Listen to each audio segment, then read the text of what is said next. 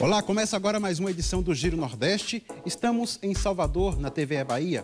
Você também pode acompanhar o programa nas emissoras parceiras em todos os estados da região Nordeste, em 2 estados do Sudeste, no Espírito Santo pela TV Educativa e em São Paulo pela TVT. E ainda por nossas redes sociais, YouTube, Facebook e Twitter. A nossa hashtag é Giro Nordeste. Sejam bem-vindas e bem-vindos. O convidado do programa de hoje é o comunicador Ade Júnior. Ele é mineiro e tem atuação nas redes sociais com destaque para o combate ao racismo e preconceito na mídia. É ainda responsável pelo marketing e comunicação do Trace Brasil, a maior plataforma audiovisual do mundo focada em conteúdos afro-urbanos. Eu sou o Juraci Santana, da TV Bahia, e vão participar do Giro Nordeste hoje em seus respectivos estados. Luiz Filho, da TV Alagoas, Marcos Vital, da TV Universitária da Paraíba, Jorge Luiz, da TV Universitária do Rio Grande do Norte, Zema Ribeiro, da Rádio Timbira, no Maranhão, Selma Souza, da TV Aperipê, em Sergipe, Estela Mari Saldanha, da TV Universitária de Recife, em Pernambuco, Carla Soraya, da TV Ceará, Geandra Portela, da TV Antares, no Piauí. Eu quero agradecer a todos pela participação e vamos iniciar a nossa rodada de entrevistas aqui pela Bahia. Ade, quando você começou a perceber que existia o racismo e que seria importante falar sobre isso para ajudar as pessoas a mudarem sua forma de ver e tratar as outras pessoas? Primeiramente, muito boa noite a todos e todas. Importante estar num espaço tão incrível aqui no Nordeste, falando com pessoas em estados que eu ainda não conheço e quero conhecer, mas muito obrigado pela oportunidade de estar aqui com todas essas pessoas maravilhosas aqui. Eu comecei a entender que o racismo era uma importante parte da minha vida quando eu cresci, né? Eu comecei a crescer e comecei a ver que as pessoas me racializavam o tempo todo. Tendo visto isso, que eu sempre fui o pretinho isso, o pretinho aquilo, né? Eu nunca ouvi aquela frase assim, a alemãzinha aquilo, a polonesazinha aquilo. Eu só ouvia que eu era o pretinho isso, o pretinho aquilo. Então, quer dizer, é um país que sempre racializou pessoas. E aí, desde então, eu comecei a falar sobre questões voltadas ao racismo estrutural já antes de entrar na internet. Então, assim, eu já falava de racismo, eu já era uma pessoa muito... Eu tinha aquele senso de humor para falar as coisas, que eu sou meio debochado para falar às vezes. E as pessoas já percebiam isso. E aí, eu comecei no Orkut falando sobre questões voltadas ao racismo, 13 de maio, enfim, fazendo esse embate, e depois veio com mais força a partir de 2012, 13, e eu fui vendo que isso era uma narrativa que estava pegando mesmo nas redes sociais, tendo em vista que muitas pessoas estavam começando a se conscientizar na internet, né? Não que a pauta não acontecesse, acontecia no Brasil, mas eu via que a internet era um espaço para poder falar, então eu utilizei ali, principalmente a partir de 2014, 15, a plataforma de forma mais veemente, assim, de falar assim, bom, vou investir nisso aqui. Bacana. Obrigado. E vamos a Maceió. Quero chamar Luiz Filho, da TV Alagoas. Meus cumprimentos a você, Juraci, aos companheiros de bancada, e falar de racismo no mês da consciência negra é mais que importante, inclusive para nós aqui em Alagoas, que temos um herói negro, Zumbi dos Palmares. Mas, Adler, a gente está aí falando justamente nesse mês tão emblemático sobre racismo, e você citou o racismo estrutural.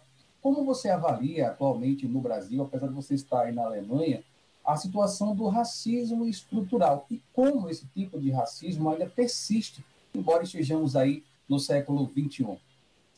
Então, primeiramente, muito obrigado pela pergunta, Luiz. Eu sou brasileiro que mora na Alemanha, mas eu estou no Brasil faz 3 semanas. Eu vim para o Brasil, estou em São Paulo, falando de São Paulo, então estou no meu horário. Senão era já de madrugada. Enfim, eu entendo que o racismo estrutural faz parte de toda essa narrativa que foi criada no nosso país, e a gente precisa entendê-lo como um instrumento que ainda permeia o nosso judiciário, que ainda permeia a nossa academia. O racismo estrutural, ele tem tentáculos em todos os lugares. Então, quando a gente fala de racismo estrutural, a gente está falando da estrutura que impede o avanço de pessoas negras e até mesmo a discussão sobre o racismo na nossa sociedade. Durante muito tempo era o deixa disso. Então, o racismo estrutural, para entender melhor, a gente tem que ir lá no professor Silvio Almeida, entender como ele traz a pauta, porque é muito importante falar isso, né? Não sou um acadêmico, eu sou uma pessoa da comunicação que está falando sobre racismo de uma forma mais simplificada para as pessoas. Então, uma das formas mais importantes, ou uma das formas mais simplificadas de entender o racismo estrutural, é uma das formas que eu consegui trazer para as pessoas com a linha do tempo. Não sei se você já teve a oportunidade de assistir a meu vídeo da linha do tempo, que eu trago a linha do tempo do racismo, e aí eu mostro que em cada momento impede a educação, impede pessoas de terem terras economicamente, socialmente, no judiciário, colocando pessoas negras que podiam votar só a partir da década de 30, impedindo pessoas negras de se candidatarem antes disso, né? A gente vai ter um imbrólogo lá no final do século XIX, no início do século XX. Então, a estrutura do nosso país foi criada para beneficiar os filhos dos europeus empobrecidos que chegam ao Brasil no final do século XIX. E eu digo isso com todo respeito, eu não estou aqui tentando fazer um deboche em cima da história dos europeus que chegaram no Brasil, que tem as suas histórias que devem ser muito validadas também. Mas a gente tem que contar a história de pessoas negras que também foram invisibilizadas enquanto a história dessas pessoas aconteciam. Então a estrutura começa aí. Quando a gente começa a dar um monte de oportunidade para, como vou repetir mais uma vez, o filho dos europeus empobrecidos que vão chegar aqui no Brasil a convite do governo brasileiro, e depois a gente começa a excluir o negro de todo o processo de inserção na sociedade. Eu entendo o racismo estrutural dessa forma, meu irmão. Obrigado. E seguimos para João Pessoa. É a vez de Marcos Vital, da TV Universitária da Paraíba, fazer a pergunta ao comunicador Ade Júnior. Olá a todos que nos assistem e nos ouvem. Olá, colegas de bancada do Giro Nordeste, você, Juraci, e o nosso convidado, Ade Júnior. Ade, a pergunta que quero fazer é sobre a questão do antirracismo. Nós sabemos que mais importante do que não ser racista é ter um discurso e atitudes antirracistas. Qual é o papel do branco nessa luta antirracista? Muito importante. Muito obrigado pela sua pergunta. Muito bonita essa voz de locutora, já gostei aí, de uma voz emposada, né? Muito bacana. Enfim, a luta, qual é o lugar do branco na luta antirracista? Primeiramente, a gente precisa entender que o racismo, ele é uma criação, uma invenção dos brancos. Então, primeiramente, os brancos precisam entender que isso aí vem deles, né? Eles que criaram essa estrutura toda. Então, toda vez que a gente tem um problema, a gente tem que resolver esse problema através daqueles que continuam perpetuando esse problema. Então, a primeira coisa a se fazer dos brancos é entenderem que o lugar deles é o lugar de, primeiramente, consciência. Quem sou eu dentro dessa sociedade racista que oprimiu, que prendeu, que matou, né, que objetificou pessoas negras? É a primeira coisa que o branco precisa fazer. Uma autorreflexão, né, sobre o que o racismo significa na vida dessas pessoas. A segunda coisa é começar a entender e começar a comunicar isso com os seus pares. Porque há lugares que pessoas negras não vão conseguir chegar para falar.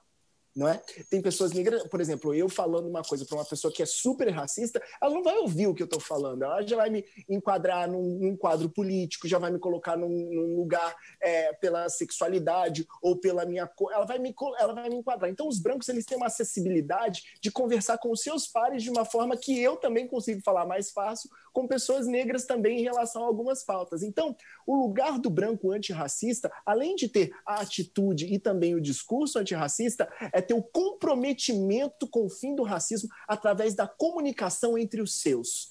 Quando os brancos começam a discutir questões raciais dentro de casa, é que nós vamos ter uma revolução acontecendo dentro da vida de crianças que vão ouvir aquelas histórias dentro de casa e vão repetir aqueles discursos na escola, aqueles discursos. Ao invés de repetirem aquele discurso racista que houve dentro de casa, ela vai começar a trazer um discurso mais consciente a partir do momento que ela vai crescendo numa casa que tenha um lugar de antirracismo. É ver um tio questionando uma piada sem graça, é ver uma tia se colocando no outro lugar, é ver um pai que não aceita uma situação de desagravo com uma pessoa negra no nosso país.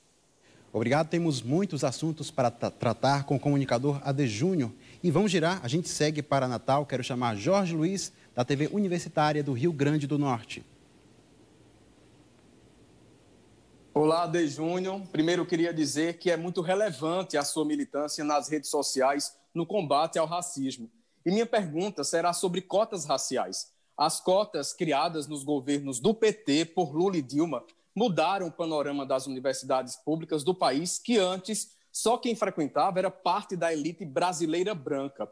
Você acha importante que essa política de governo seja transformada em política de Estado, ou seja, incluída no texto da Constituição Federal, assim como foi feito recentemente com o Fundeb? Então, olha, eu não sei entrar nessa discussão para falar de políticas públicas sem entender que o Supremo Tribunal já definiu que as cotas são legítimas, ok? Então, a primeira coisa que a gente precisa entender aí, quando as pessoas começam a falar sobre cotas raciais, a primeira coisa quando a pessoa vira para mim e fala assim, Ade, eu sou contra cotas. A primeira pergunta que eu faço para ela, eu pergunto qual?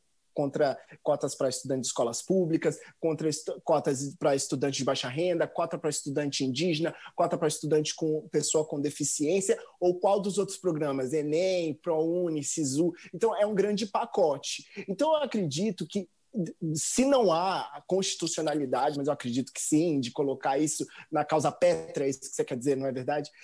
Se a gente deseja colocar isso nesse lugar, eu acho que sim. Mas eu acredito que até agora, as discussões que foram feitas, desde 2002 a gente não discute mais isso, as cotas estão fundamentadas e elas funcionam muito bem. E se eu estou aqui sentado hoje, se a gente está discutindo isso aqui no Brasil, é porque, de fato, as cotas fizeram uma grande mudança na vida de milhões de pessoas. Então, é muito importante lembrar isso. Então, a minha resposta seria sim, se a gente deseja avançar nesse lugar, e a gente precisa entender exatamente o que significa as cotas na vida de milhões de afro-brasileiros. Eu acho que é o mais importante. Se o Brasil chegou a discutir questões tão importantes como ele está fazendo a discussão hoje, é porque a gente conseguiu colocar milhares de pessoas pretas, pessoas periféricas, mulheres periféricas. A gente trouxe muitos outros recortes para dentro da universidade. Então, eu sou muito a favor de que as pessoas deixem de discutir somente cotas quando elas estão falando de questão racial. Vamos discutir, então, as cotas que mais beneficiaram o Brasil. Cotas para estudantes de escolas públicas, estudantes de baixa renda. Vamos falar de cota para todo mundo, porque a cota é para todo mundo. Então, não fique só culpando os negros pelas cotas, porque aí a gente percebe como o nosso país ele é racista, né? Porque as pessoas falam de cotas só para negros, mas os maiores beneficiados das cotas no Brasil não são os negros. A gente sabe muito bem, os maiores beneficiados são principalmente os brancos pobres, né? Obrigado mais uma vez, Ade Júnior. Quem está assistindo ao Giro Nordeste pode fazer perguntas e comentários nas nossas redes sociais, YouTube, Facebook e Twitter. E vamos seguir para São Luís, capital do Maranhão, para falar com Zema Ribeiro, da Rádio Timbira. Olá, Juraci, colegas de bancada, telespectadores e ouvintes do Giro Nordeste. Nosso entrevistado de hoje é Ade Júnior. Ade, a Trace Brasil é um canal voltado à visibilidade da população negra, mas, como você já comentou em resposta anterior, o combate ao racismo deve ser assunto também de não negros. Como chamar a atenção desta parcela da população para o problema do racismo, principalmente o racismo estrutural e institucional? Ah, maravilhoso. Obrigado pela pergunta sobre Trace. A Trace é a maior plataforma de divulgação audiovisual do mundo. Eu sou muito feliz de fazer parte desse projeto, de fazer parte desse time que é liderado, capitaneado pelo José Papa. O José Papa, que é o presidente da Trace no Brasil, é um homem branco, por incrível que pareça, que reconheceu, eu vou dar esse exemplo, que reconheceu, ele foi o presidente do Cannes Lions na França, um dos maiores publicitários, maiores empresários de entretenimento no Brasil. Ele começou a entender, por exemplo, que o mundo estava passando por um negócio. Assim, olha, a gente precisa trazer mais pessoas negras, mais pessoas periféricas para dentro das plataformas audiovisuais. E como é que ele pôde fazer isso? Só para dar um exemplo de como pessoas brancas podem se engajar. Ele começou a usar as ferramentas que ele tinha.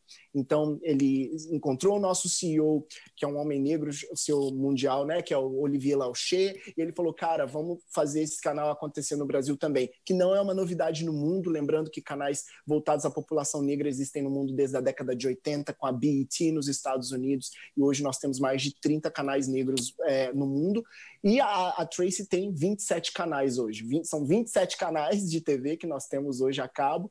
Então, aí eu respondo o que é Trace e eu respondo o que é um branco.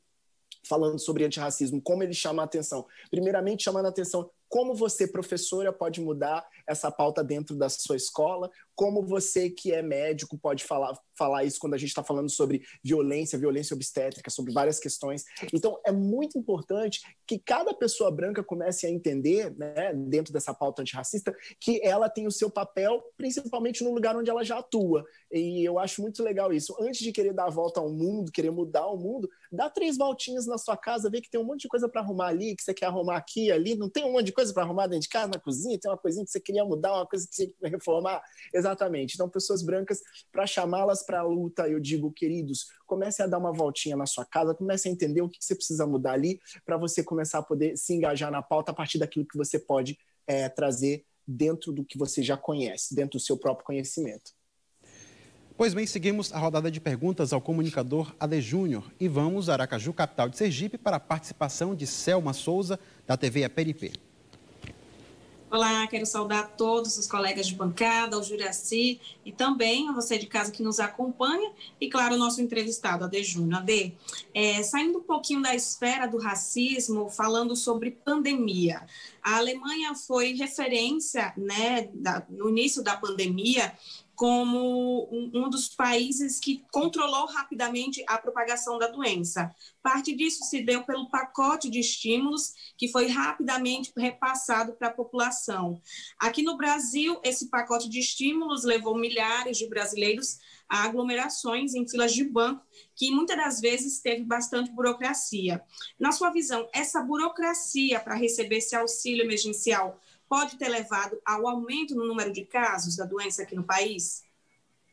Olha só, eu sou uma pessoa que eu não posso responder questões voltadas à saúde, porque eu não sou dessa área, eu não tenho nenhuma especialidade para falar sobre isso.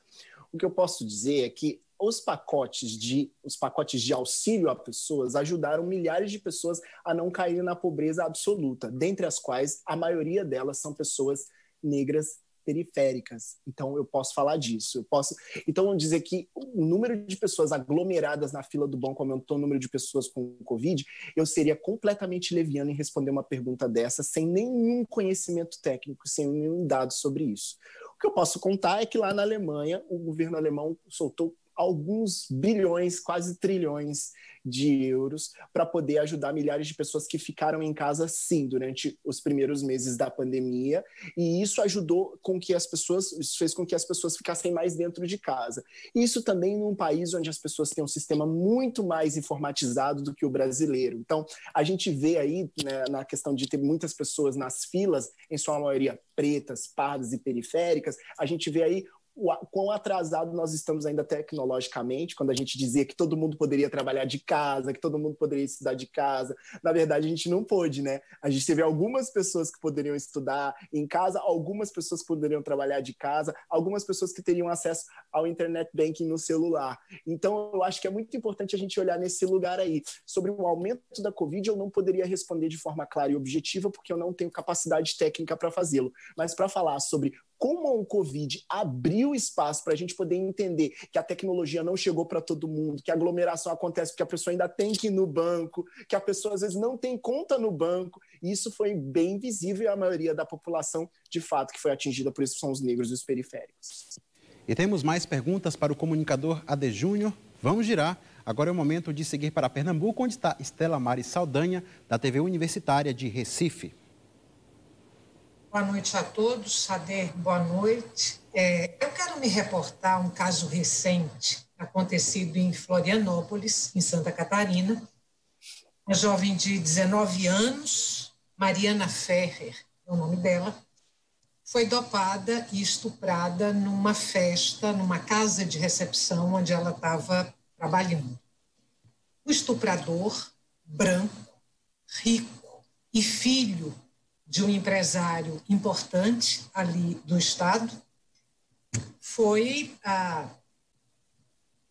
julgado, inocentado, apesar das provas, e num julgamento cuja atuação do promotor, do advogado e do juiz foi de embrulhar o estômago. E é muito fácil a gente imaginar o que teria acontecido se o estuprador ou o acusado de estupro fosse pobre e preto.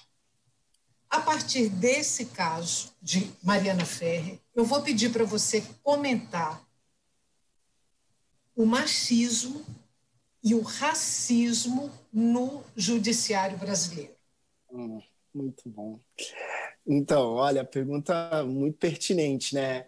Queria agradecer, achei até engraçado, né? Na próxima vez, a gente pode pensar assim, que as mulheres falam primeiro, os homens falam depois, a gente faz isso aí, a gente já começa aí para falar de machismo, né? A gente vai mudar isso no próximo.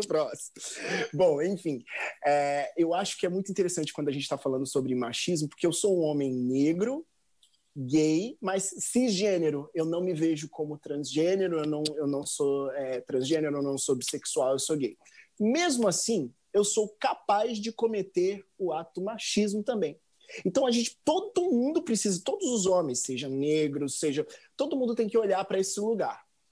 Então, número 1, quem está falando é um homem negro, gay, cisgênero, que pode cometer o machismo também, precisa todos os dias olhar no lugar onde ele não vai cometer esse tipo de coisa. Aquele cara que fica endeusando as mulheres demais, colocando elas naquela plataforma, ele também está cometendo um certo tipo de... jogando as mulheres num certo lugar também. Então, é importante falar, quem fala é essa pessoa aqui nesse momento. Aquele julgamento, aquilo que a gente viu ali, pela primeira vez, nós estamos tendo a oportunidade de ver viralizado nas redes sociais e na mídia coisas que a gente não via porque o Brasil está sendo pego nas câmeras. É um país que começou a entrar nas redes e as pessoas começaram a observar o que é o Brasil e começaram a observar o Brasil agora. O que é o Brasil nas câmeras? O que a gente viu ali é algo sistêmico que acontece no nosso país todos os dias. Não existe uma pessoa preta, pobre, periférica, que não saiba que é aquele tipo de tratamento que mulheres, que homens negros, que pessoas idosas recebem todos os dias na nossa sociedade. Então, ao falar do judiciário, a gente já fala de quem condena. Quem é que está condenando? Quem é que está falando? Se a gente tivesse mais mulheres juízas ali naquele caso, será que a gente teria o mesmo outcome, ou seja, o mesmo resultado?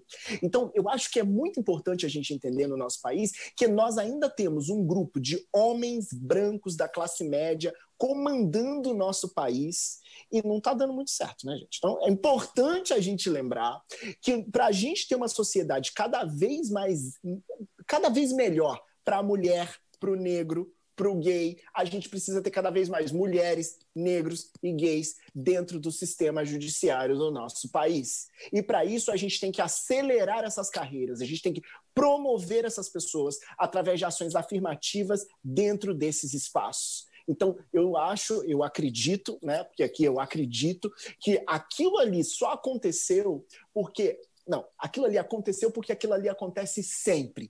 Mas aquilo ali só aconteceu de espalhar porque a gente agora tem as redes sociais para poder espalhar cada vez mais e mostrar qual é a realidade do nosso país. Portanto, eu termino dizendo que aquilo que nós vimos é a realidade. Se aquele homem fosse um homem negro, ele já estaria preso. Se ele estivesse preso, ele já estaria morto, que a gente sabe o que acontece com o estuprador na cadeia. Então, quer dizer, existe uma gama de camadas que vai acontecendo quando uma pessoa negra entra nesse sistema, que é muito mais perigoso. Agora, que os brancos se protegem, eu não tenho dúvidas. Homens brancos se protegem o tempo todo, e a gente tem visto isso desde o dia 22 de abril de 1500. Obrigado mais uma vez, Ade Júnior, e obrigado também a Estela Maris por ter trazido esse assunto tão importante, tão pertinente, né, atual. A nossa hashtag para quem quiser fazer perguntas e comentários é Giro Nordeste. E vamos a Fortaleza, quero chamar a Carla Soraya, da TV Ceará.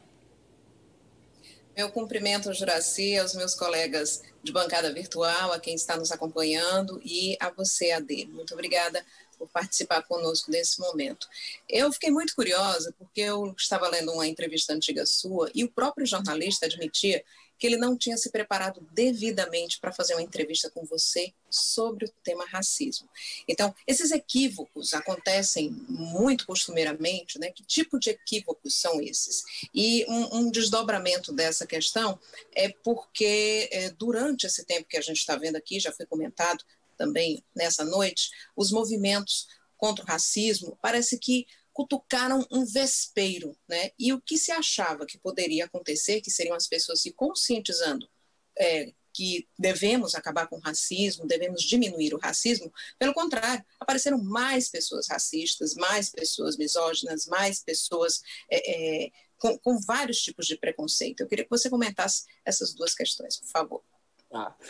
Foi muito interessante esse jornalista que veio me entrevistar. Ele queria é muito engraçado, né? No Brasil, para falar às vezes, né? Eu sei que aqui eu estou falando com uma bancada incrivelmente qualificada, então, por favor, não estou falando aqui. Às vezes, quando a pessoa quer falar sobre racismo, ela fala assim: qualquer negro serve, né? Qualquer um serve para falar de racismo, qualquer coisa serve, né?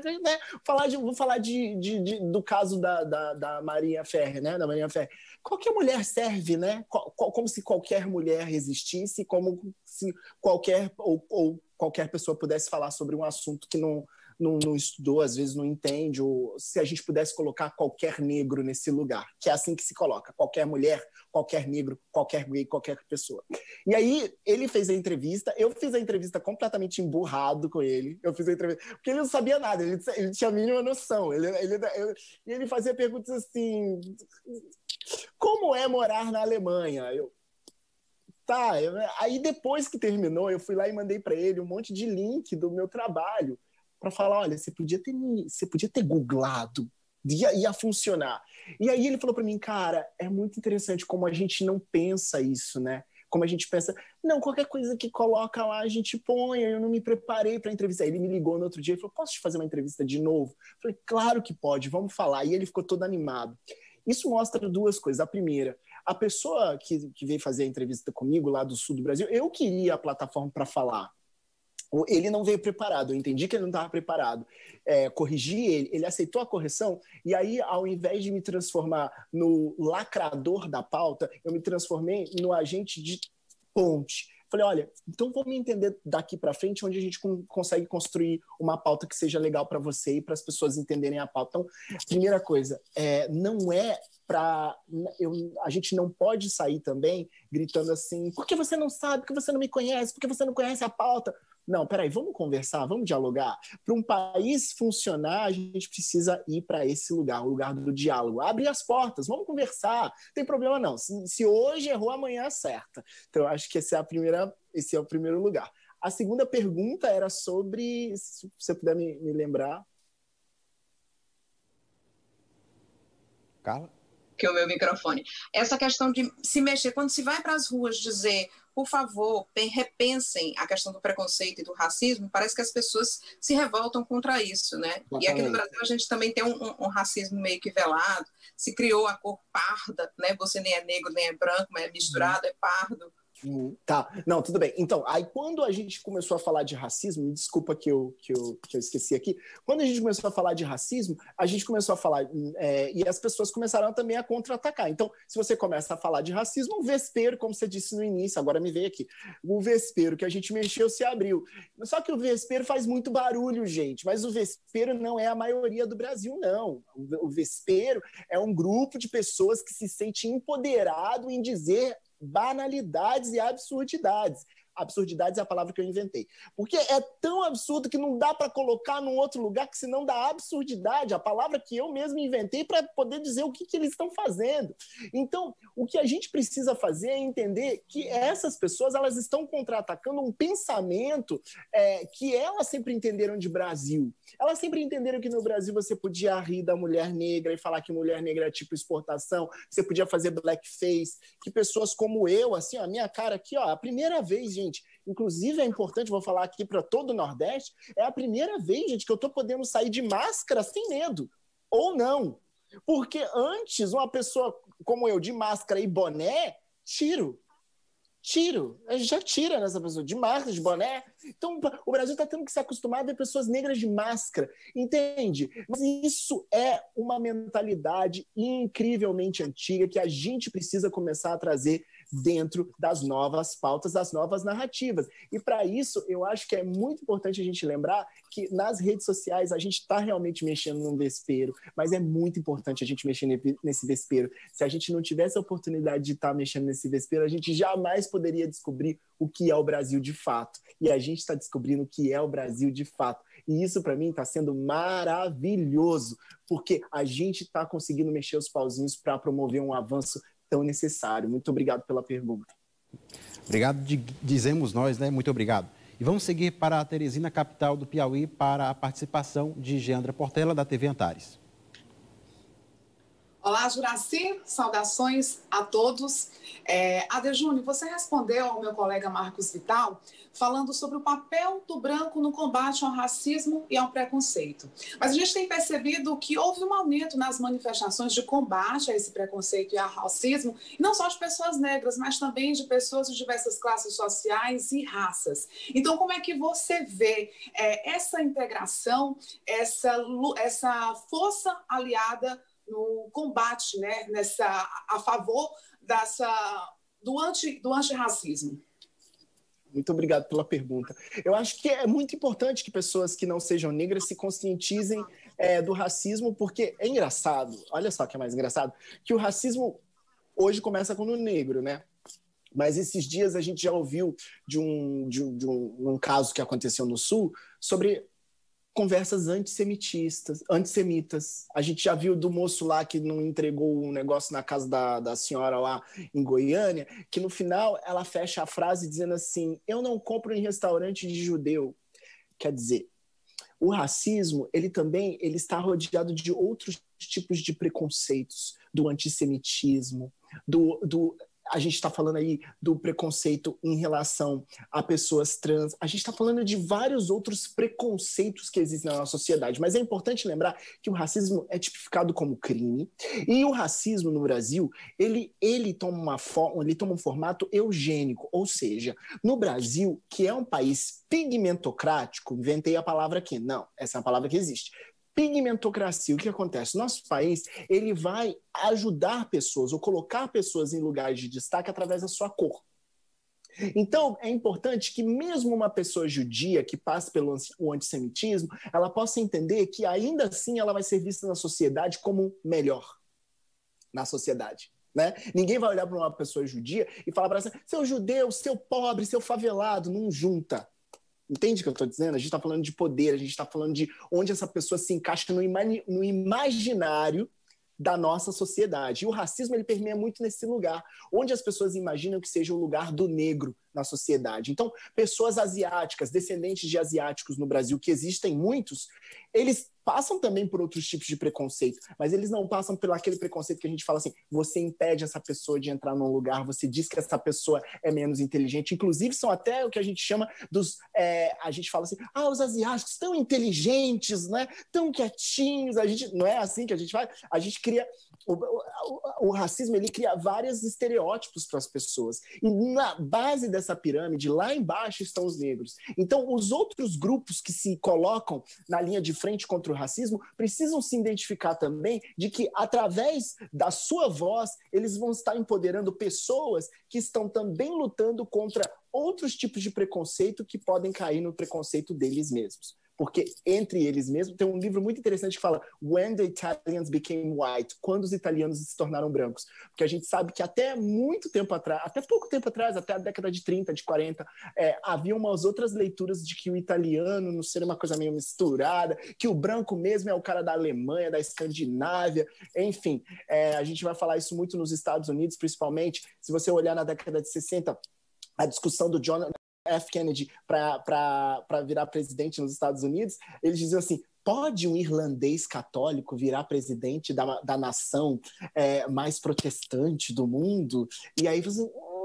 entende? Ou seja, existem outros preconceitos também. Então, todas as pessoas brancas, asiáticas e de outros grupos étnicos que se colocarem na luta antirracista estão também fazendo uma reflexão de que eles se entendem também como pessoas que podem sofrer algum tipo de preconceito numa sociedade que tem vários tipos de preconceitos espalhados. Então, é importante ter todas essas vozes e eu acho que, mais do que nunca, é a hora da gente se unir para poder atacar o inimigo. E o inimigo é o racismo, que nesse momento a gente discute nesse mês tão importante.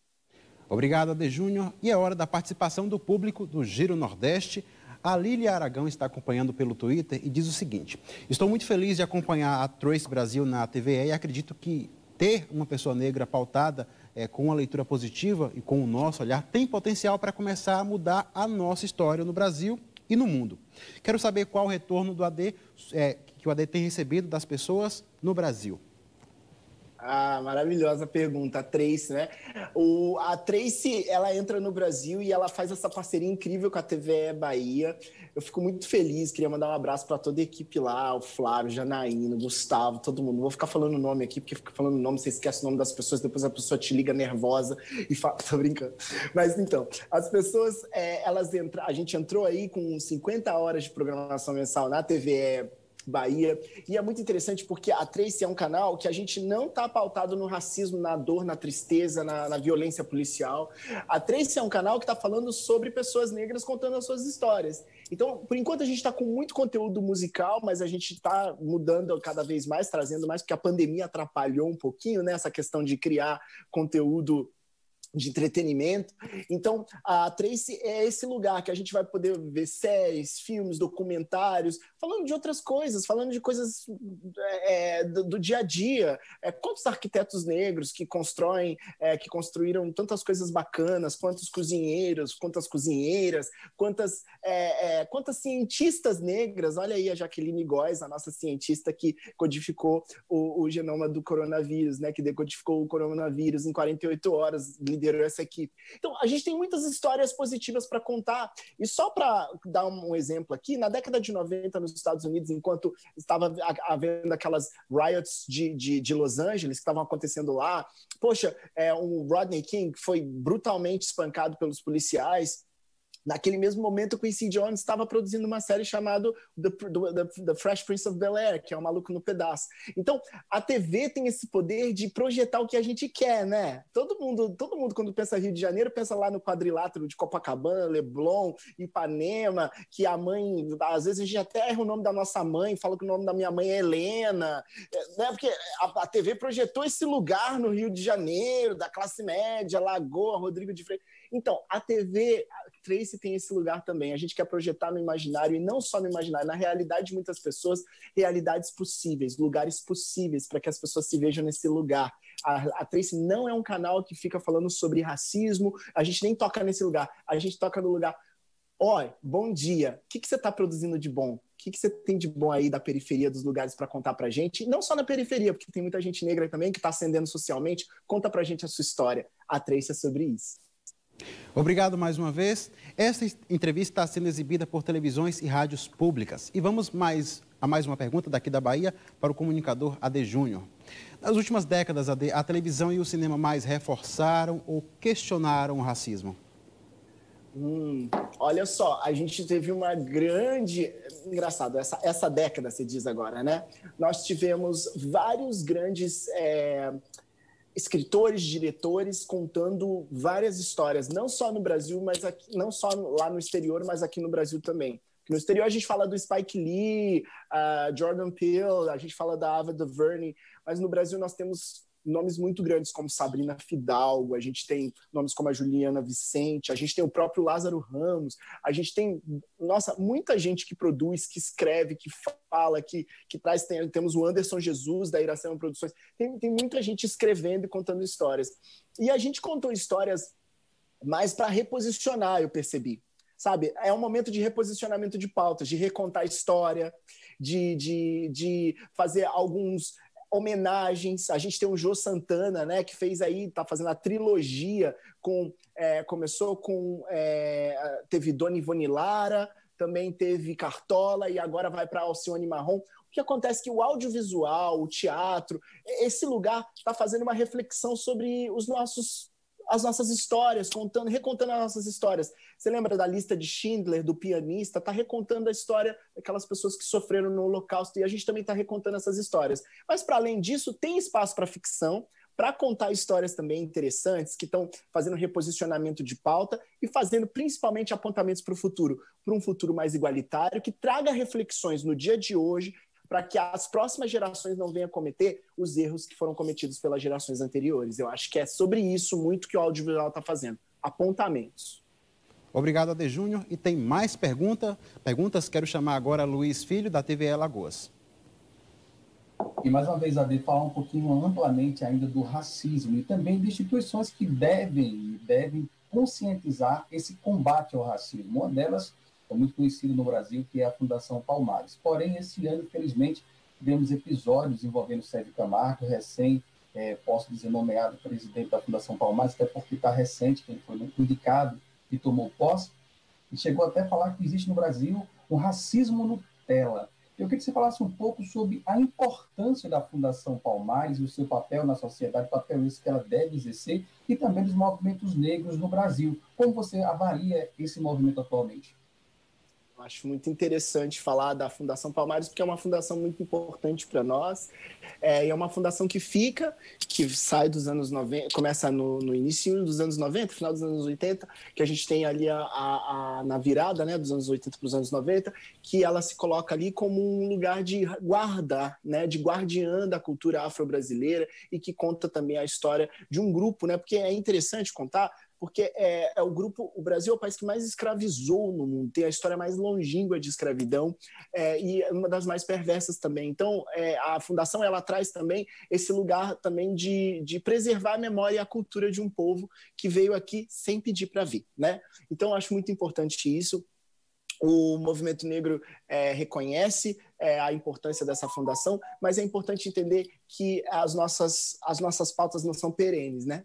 Então, independente de quem esteja, a gente entende que, no fundo, o que fica na memória das pessoas negras desse país é a luta constante contra um racismo que acontece todos os dias e que não é velado, e que a gente entende a realidade, sem fazer nenhum tipo de discurso político ou fazer qualquer tipo de narrativa pessoal.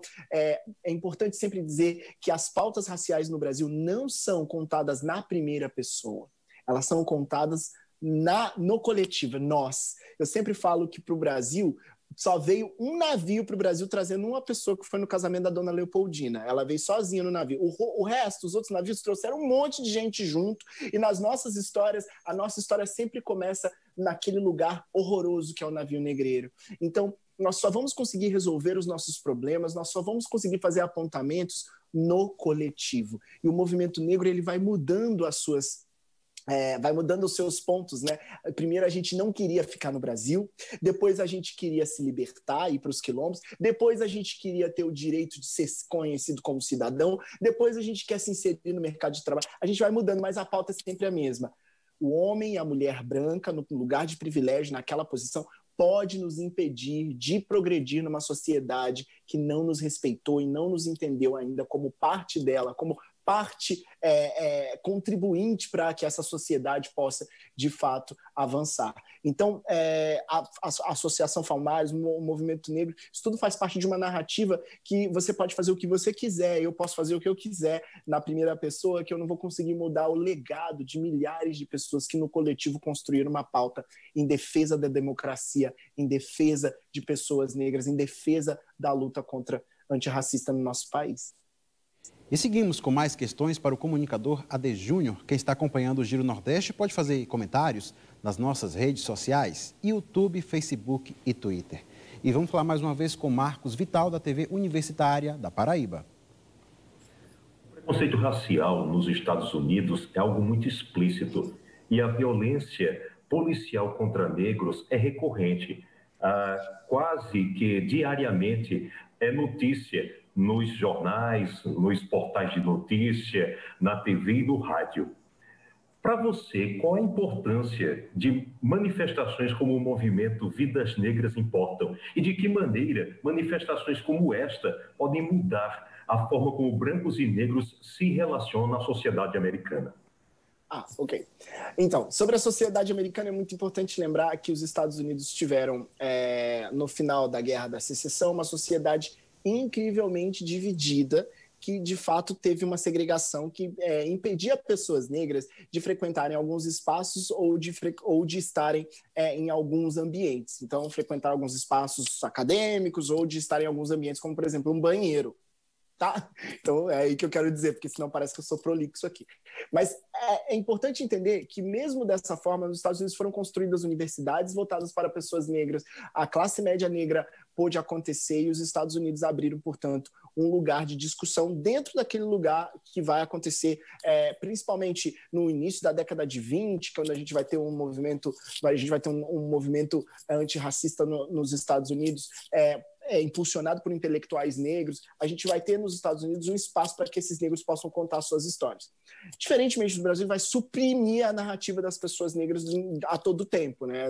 A gente não vai deixar nem os negros terem oportunidade de entrarem nas universidades, a gente não vai criar esse espaço, a gente não vai ter o que eles chamam nos Estados Unidos de HBCUs, que são historically Black Colleges and Universities, que nos Estados Unidos existem até hoje, que são universidades negras.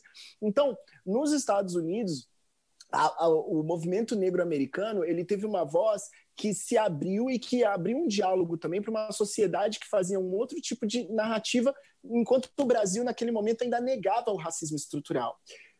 Tendo chegado aí, só explicando um pouquinho o contexto dos americanos, a gente precisa vir para o Brasil.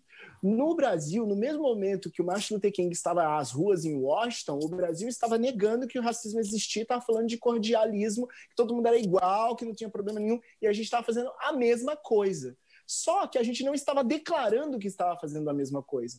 E às vezes, eu vou ser polêmico no que eu vou falar, às vezes eu prefiro lidar com uma pessoa que é abertamente racista do que uma pessoa que é sonsamente racista.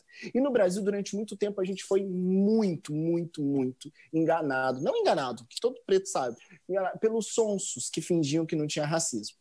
Não é verdade? Então, nesse contexto, o movimento Vidas Negras Importam, que vai acontecer nos Estados Unidos, é um reflexo de toda uma luta, de toda uma caminhada de pessoas americanas dizendo que nossas vidas importam nesse continente, sim. Porque esse continente, as Américas, é importante entender, ele foi desenhado para a nossa morte ou para a nossa detenção. A América, quando você fala assim, o continente americano, ele foi desenhado para quê? Ele foi desenhado no seu core, quando os europeus chegam, né? Claro, quando os europeus chegam, eles desenham um continente com o recorte de que pessoas negras vão servir perpetuamente aos brancos que vão colonizar as Américas. É o primeiro ponto.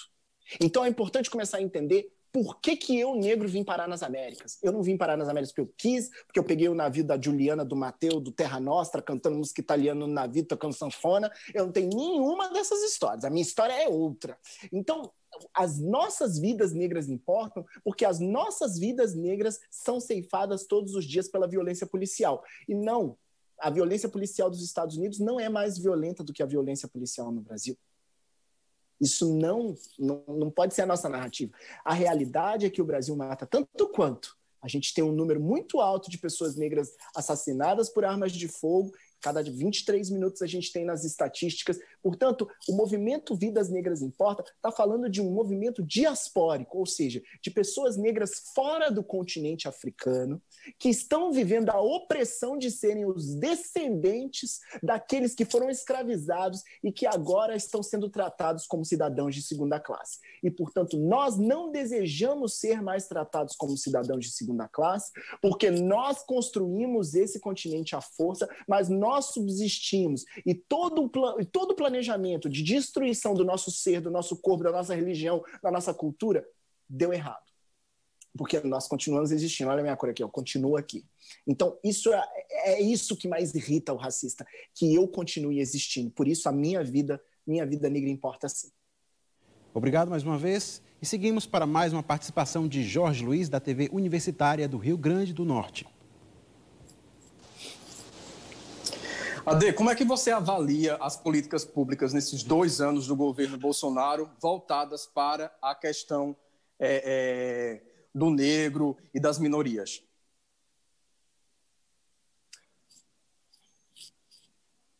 Eu não tenho opinião sobre nenhuma política pública desse governo. Eu gostaria da próxima pergunta. Obrigado. Muito bem.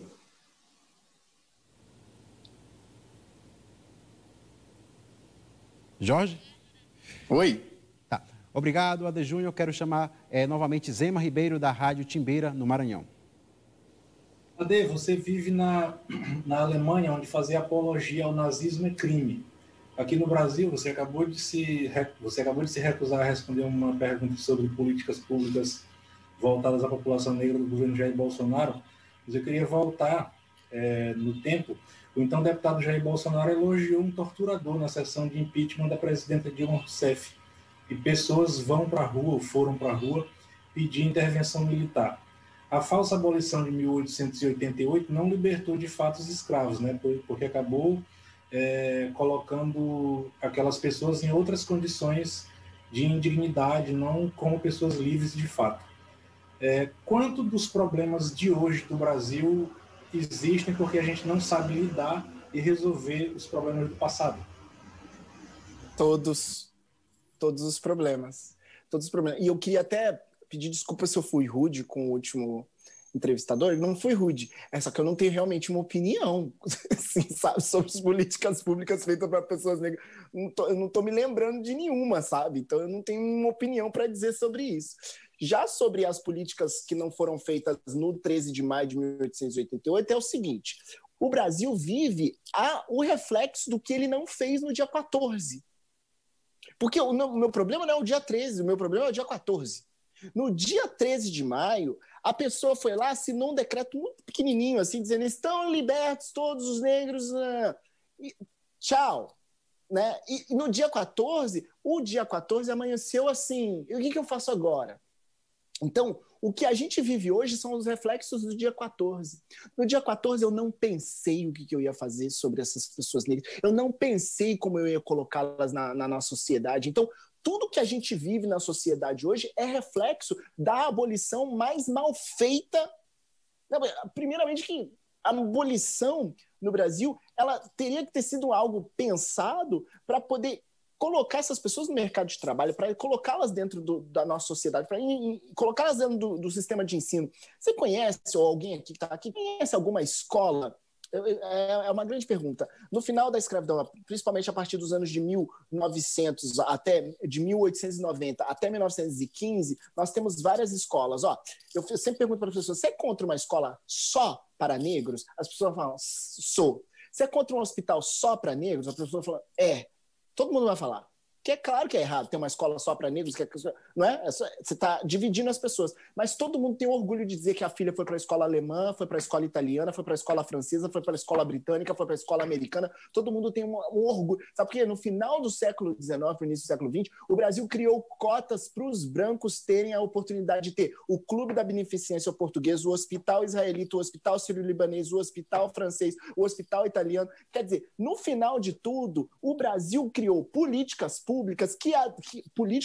e também permitiu que o setor privado criasse entre si organizações que cuidassem somente do benefício daqueles europeus empobrecidos que chegavam no Brasil.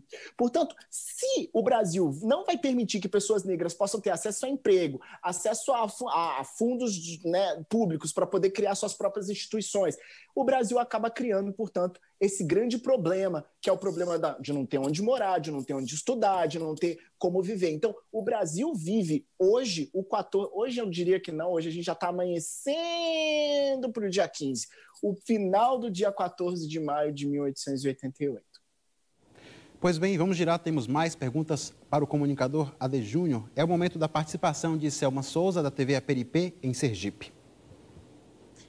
Ade, eu queria que você destacasse a importância das redes sociais no protagonismo, na contribuição do protagonismo da mulher negra, na construção da identidade, da autoaceitação. De que forma as redes sociais contribuíram para isso?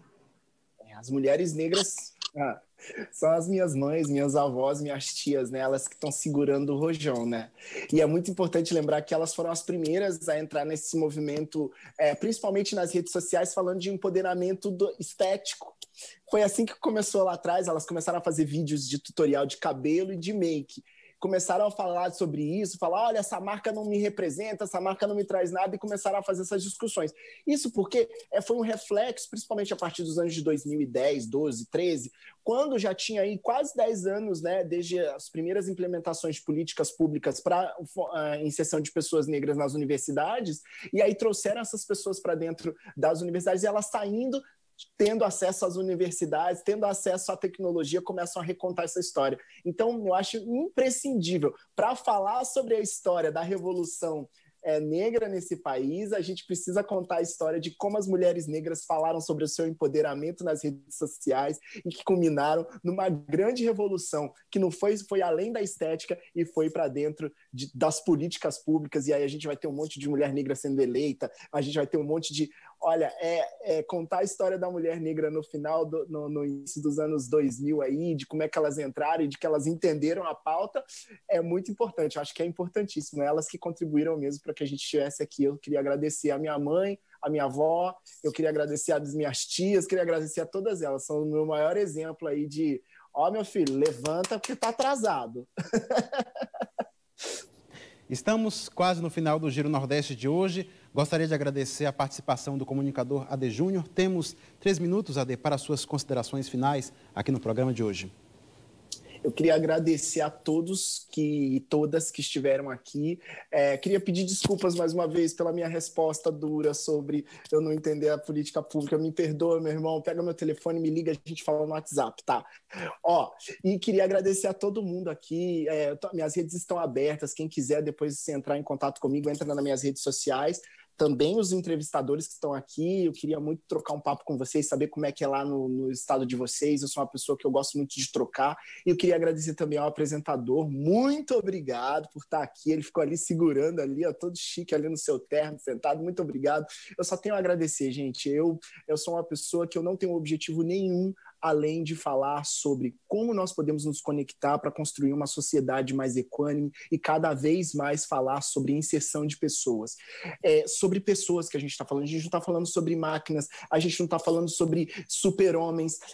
Eu erro, todo mundo erra, todo mundo pode ter visões que às vezes são equivocadas, mas eu acho que o mais bonito é a gente poder aprender que numa sociedade que me tratou com tanta raiva, com tanto ódio, ao invés de eu pegar esse ódio todo e ir para as redes para vomitar coisas, para falar de ódio, eu tive que pegar e transformar isso numa pauta que eu vou falar com amor, com carinho, com dedicação, às vezes duro, às vezes ríspido, mas sempre tentando falar de uma forma que as pessoas possam entender para onde nós projetaremos a sociedade do futuro. E é isso que eu quero ver. Quando você fechar o seu olho, pensar no futuro, pensar na nave espacial rodando, pensar na Enterprise, pensar nas viagens intergalácticas, você consegue pensar pessoas pretas como eu lá também? Se você não consegue pensar pessoas como eu lá, tem alguma coisa errada nesse pensamento. Um futuro que pessoas negras como eu também possam viver vidas normais, contando histórias que sejam comuns a todos. Muito obrigado. Obrigado mais uma vez, Ade Júnior. O Giro Nordeste está terminando. Eu quero agradecer também aos comunicadores: Luiz Filho, da TV Alagoas, Marcos Vital, da TV Universitária da Paraíba, Jorge Luiz, da TV Universitária do Rio Grande do Norte, Zema Ribeiro, da Rádio Timbira, no Maranhão, Selma Souza, da TV Aperipê, em Sergipe, Estela Mari Saldanha, da TV Universitária de Recife, em Pernambuco, Carla Soraya, da TV Ceará, Geandra Portela, da TV Antares, no Piauí. Muito obrigado também a vocês que acompanharam o Giro Nordeste. A gente volta na semana que vem. Até lá!